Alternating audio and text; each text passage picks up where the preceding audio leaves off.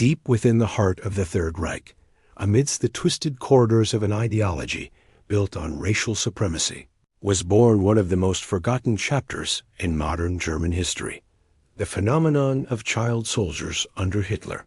Far from propaganda and Nazi media, and beneath the merciless machinery of war, childhood was weaponized, used as fuel for delusional victories.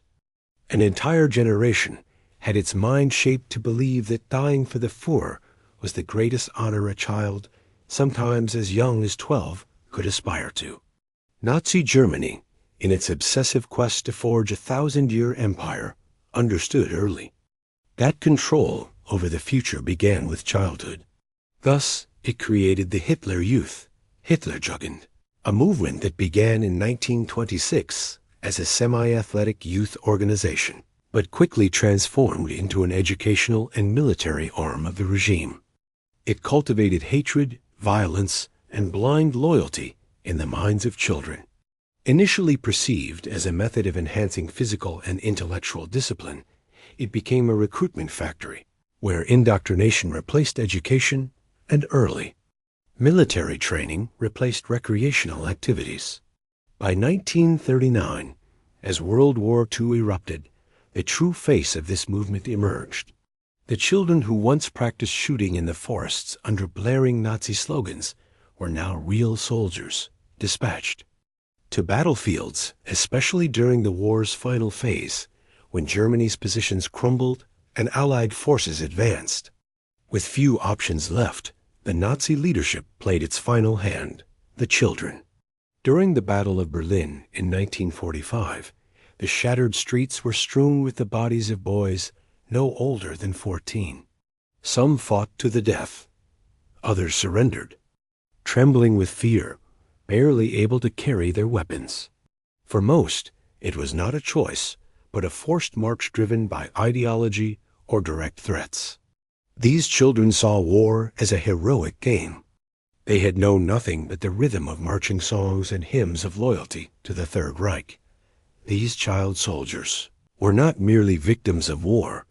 They were experimental tools in a vast system of psychological, social, and military trials, conducted by the Nazi regime. In some camps, children were subjected to brutal experiments, weeks of complete isolation, starvation, simulated combat situations, psychological stress tests, and even training to kill animals to desensitize them to bloodshed. Not all of these experiments were documented, but post-war testimonies revealed the extent of the trauma these children endured. One such figure was Nazi physician Dr. Karl Kloberg, a camp doctor who focused on the psychological manipulation of child soldiers. His experiments revolved around fear elimination and instilling sacrificial readiness through methods ranging from drug administration to hypnosis and subliminal command.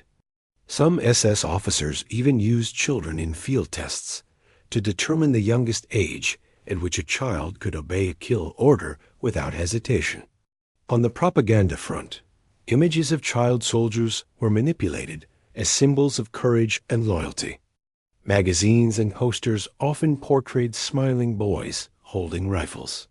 One of the most infamous images from that era featured a 13-year-old boy wearing a helmet too large for his head, standing behind a wall of rubble with the caption, "The soldiers of tomorrow have already begun." This image was far from innocent. It was a chilling message promising the continuity of war through a new generation.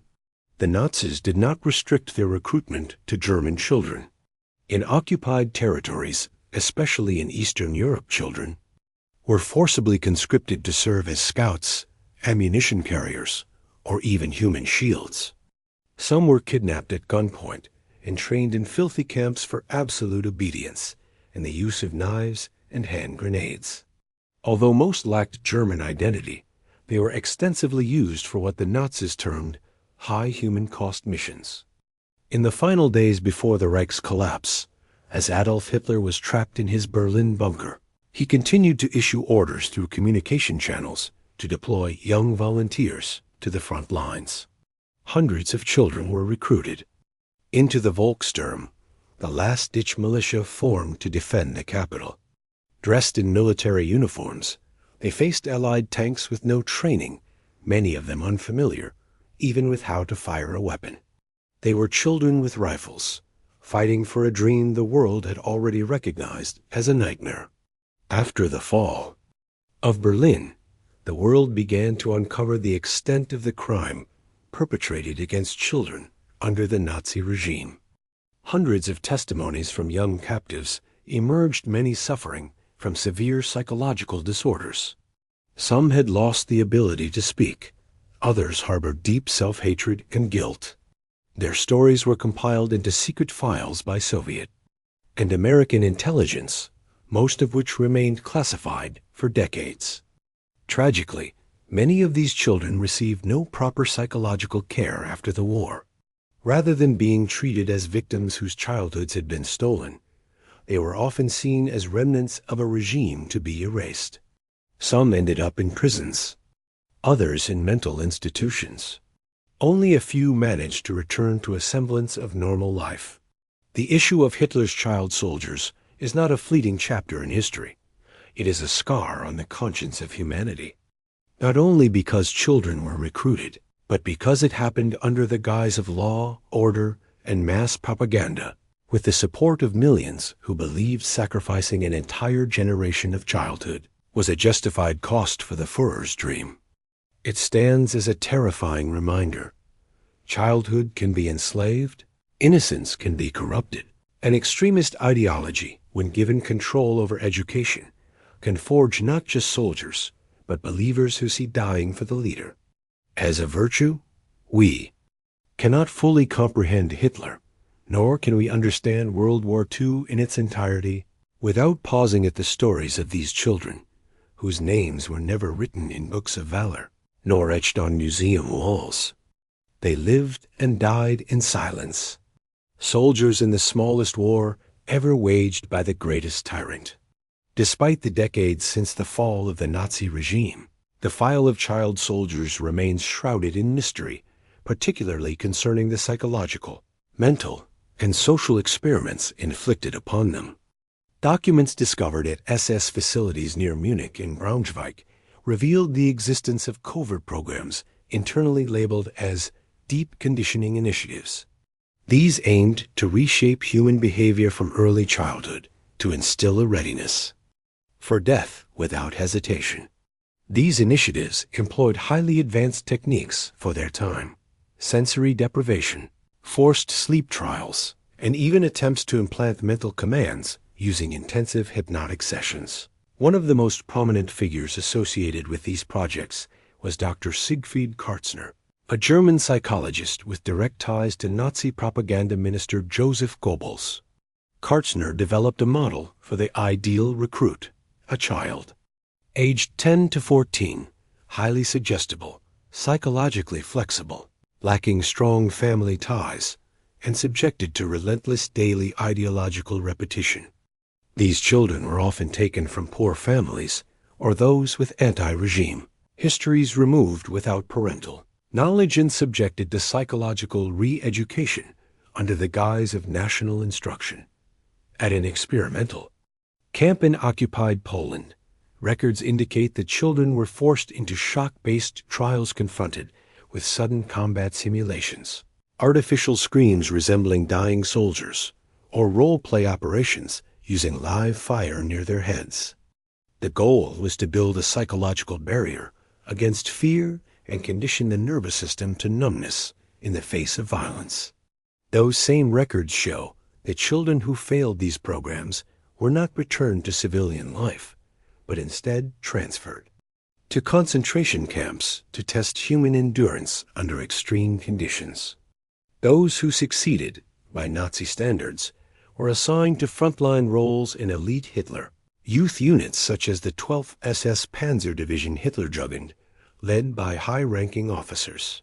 This division, in particular, was notorious for having up to 60% of its ranks composed of children under 16 at certain points. One of their most infamous engagements was the Battle of Normandy, where the children defended French cities with terrifying ferocity. Senior officers praised them in reports as fearless, unflinching, and charging into fire as if it were a game. Heartbreakingly, their behavior was not born of bravery, but of concentrated mind control. Children who showed hesitation or fear were often punished with what was called discipline days, a brutal regimen of forced labor, barefoot marches in freezing temperatures, or even burial of corpses without protective gear. Rare records show that some children committed suicide to escape such conditions, officially documented as combat discipline failure. One of the most controversial testimonies came from a former child soldier named Eric Bussman, who wrote in his 1982 memoirs that he had been injected with an experimental compound believed to contain amphetamines to boost aggression and hyperfocus during nighttime operations. Eric described feeling as though his body acted independently of his mind running and firing without stopping to think. Many of his comrades suffered neurological side effects, including constant tremors, hallucinations, or temporal disorientation. These experiments were not rogue operations. There was direct coordination between senior SS leaders and Hitler's psychological research division. Among the figures later exposed as intellectual or financial backers of these policies was Heinrich Himmler, head of the SS, who believed that childhood was the most fertile ground to plant the spirit of national sacrifice. To that end, he initiated internal programs within the Reich leadership schools, where children were raised to embody violence, espionage, and eternal loyalty. A child demonstrating exceptional combat skills was awarded a badge bearing Hitler's handwritten signature known as the National Purity Medal.